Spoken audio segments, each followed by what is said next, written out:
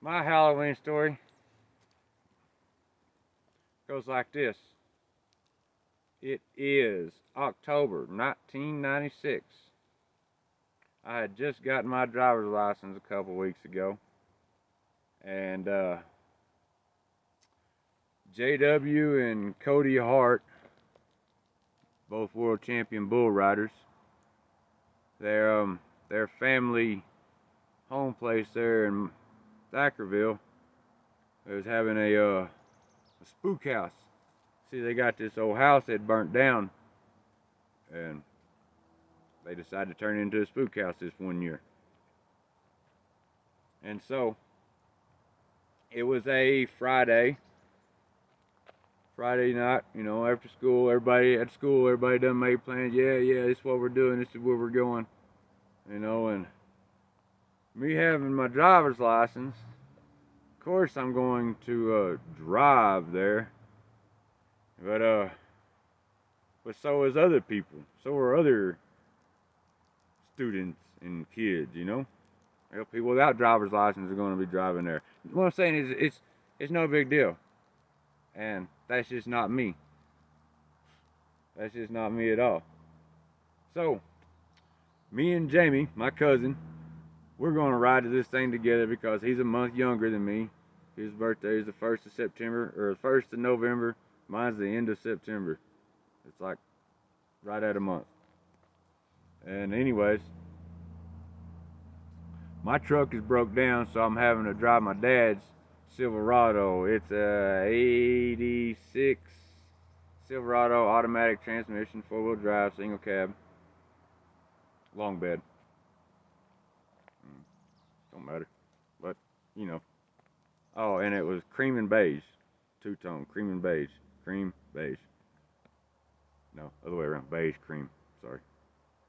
Yeah. All right, on with it, right? Onward.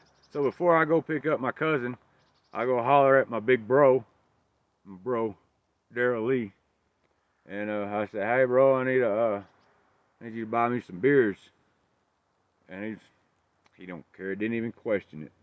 Get in, only a mile out of the way. Whatever, take him to the store, buy two 12-packs of Natural Light, which, to be honest, one 12-pack is plenty for two 16-year-olds.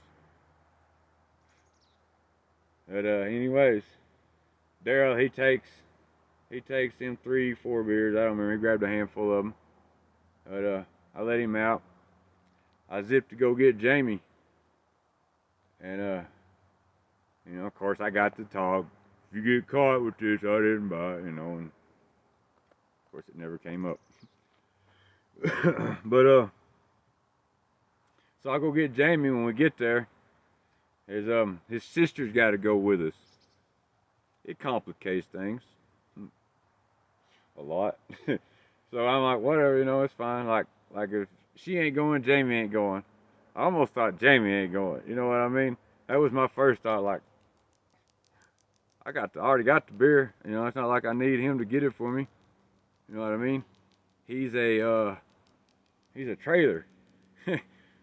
he's anyways. Not trying to put you down, cuz, but it's just the way it was. But I conceded to it.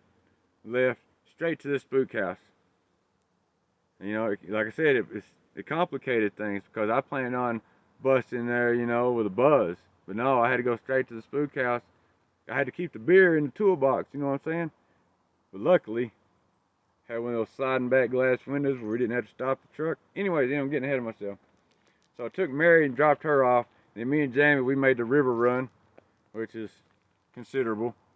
And I don't know when the first buzz kicked in, but the excitement of everything that I was doing, I was feeling the buzz, as soon as I popped that fire, I was feeling it, you know what I mean? Not because of the alcohol. This ain't my first rodeo on that. It's just the excitement, you know what I'm saying? The adrenaline of, there was like a chink in it all because I'm in my dad's truck instead of my own. So if something goes wrong, if I was to wreck, I'm not only going to suffer a wreck and the loss of a truck, but I want to catch a beating. So that's always lingering back here somewhere all night long. All night. Anyways, all right. So like I say, we ride around for a little while, and one of the times we stopped to pee, Jamie, he grabs the baseball bat out of the back of the truck, and I'm like, "What are you gonna do with that, man?" And he said, "I'm gonna hit one of these mailboxes." And I didn't think that'd be a good idea in case, you know, the person that seen it, you know, seen the truck that did it. And like I said, back to the dad truck. Yeah.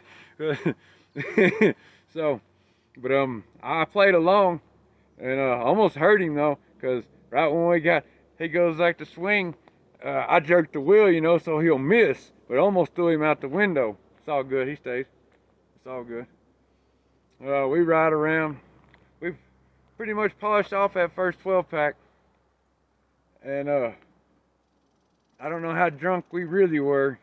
But when we showed up back to the spook house, we might have played it up a bit, you know. We just running out across the damn field, dragging our feet. Mary! I remember seeing these like 4 kids all dressed up as Kiss. And I was like, damn, did I grow? You know, because they were shorter than me. But, don't get sidetracked. Find Mary, and she's already crying because we're drunk, right? Won't get in the truck.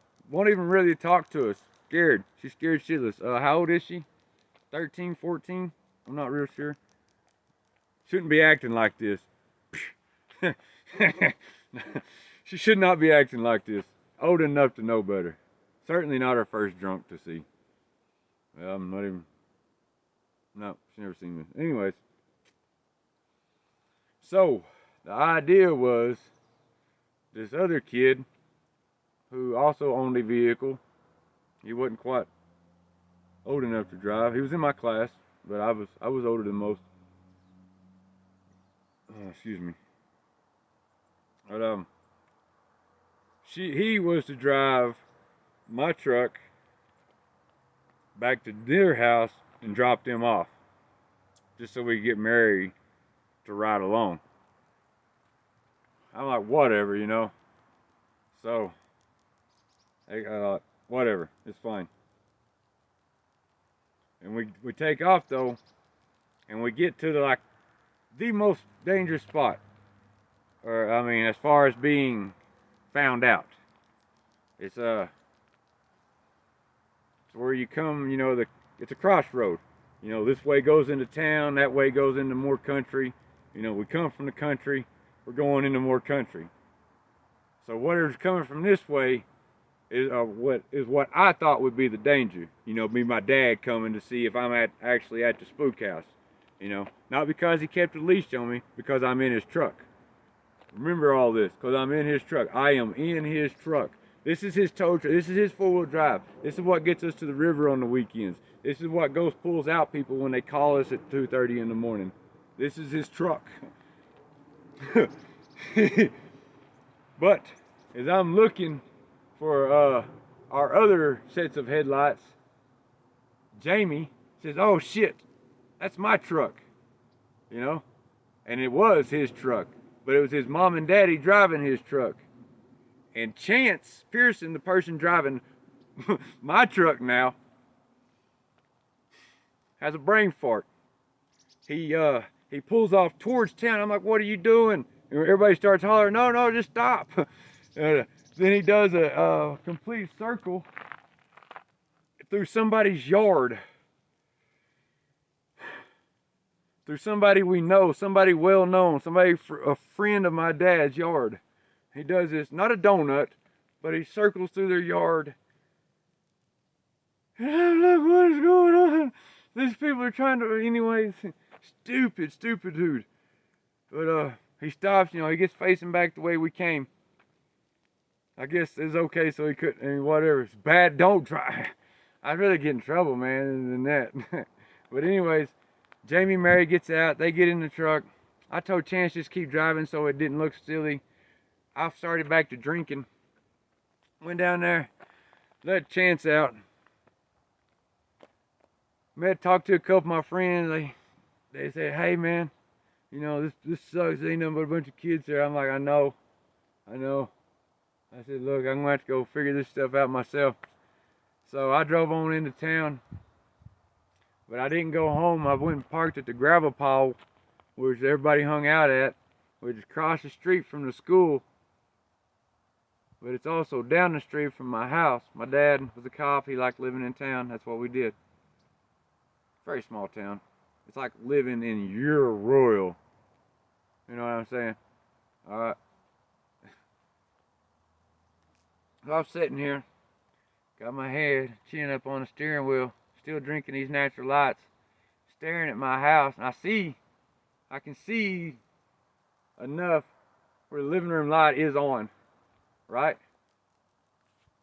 I'm like, shit, I don't want to do this, you know, because I know I'm in trouble. When I walk through the door in the shape I'm in, I'm drunk. I'm in trouble, right? But at least I'm drunk, I'm going to catch this ass whooping. But before I can even get up the nerve to go on home, you know, I had my last beer. Give me a dip of snuff. I'm sitting there just thinking about it. And our friend, one of my friend's mom, pulls up beside me. She's like, Jack, is that you? And I'm like, yeah. She said, oh. And I looked at her, I'm like, what do you think is my dad? She's like, I just wonder what he might be doing parked up here in his truck. I'm like, yeah. No, yeah, what's going on? She said, hey, it's my birthday. Yeah, happy birthday. She said, hey, the boys are throwing me a keg party, which is ironic because she had to go buy the keg for her own party. Yeah, the way shit goes, but she was a cool mom. That's why she's not getting a name mentioned, but you know who you are. We all know who you are. You are the cool mom. She's like, yeah, keg party. So I ain't been to one of them yet. That's right. That's right. This story is about my keg party. My first keg party. I'm like, bet. I can't take this truck though. Probably the smartest thing I've done. Definitely the smartest thing I've done all day was leave that truck parked there at the gravel pile. I left the key in it. Ain't nobody dumb enough. I left the key in it in case he saw it, he wanted it. I hoped he would. I really hoped he'd come get it. Anyways, I'm off. Oh, they treated me funnily too. They got me there. All the bigger kids, especially the ones that have graduated and caught hell from my dad, gone to jail because of my dad. Well, these people were the ones that had me doing the keg stand. I'm cool with it. I'm cool with it. I take it all. Hold my liquor or alcohol. Hold my alcohol really well. Party ends. Keg pops up to the top. Floats. I'm like, alright, who's taking me uptown? Best friend in the world, Cole Morgan. He volunteers for the job. You know, and in the talk, I swear, the conversation we had back to the truck, back to town, it was, it was like saying goodbye. It was deep. You know what I mean? It's like we'd never meet again. Maybe he thought my dad was gonna kill me. I don't know. But got me out, got in the truck, I started it. I grabbed that gear shift all the way down to 1. I laid up on the steering wheel like this. I drove it like this. Like I said, it wasn't an eighth of a mile. Shorter than a football field to the house. But it probably took a good part of 30 minutes to get there. And I did not make it to the truck's original parking spot.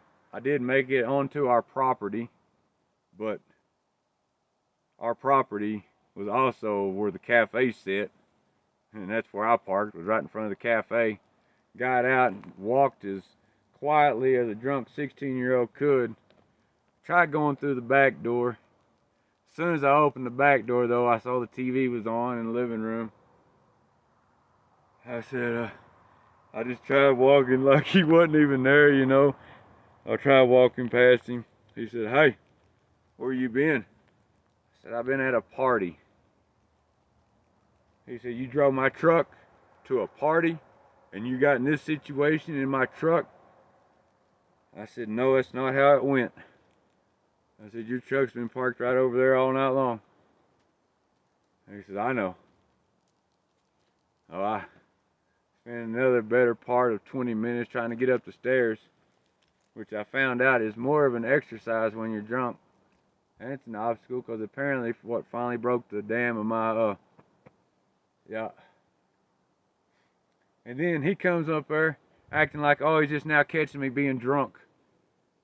You know, I'm sitting there, got one hand on the lid, you know, holding it from banging on me. Got one arm on the bowl. I look back at him. I'm expecting the ass kicking to come now, you know, I mean, why not, right?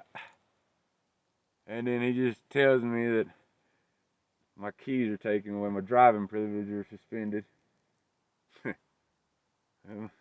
Yeah, that was the first time that happened. It sure as shit wasn't the last, was it?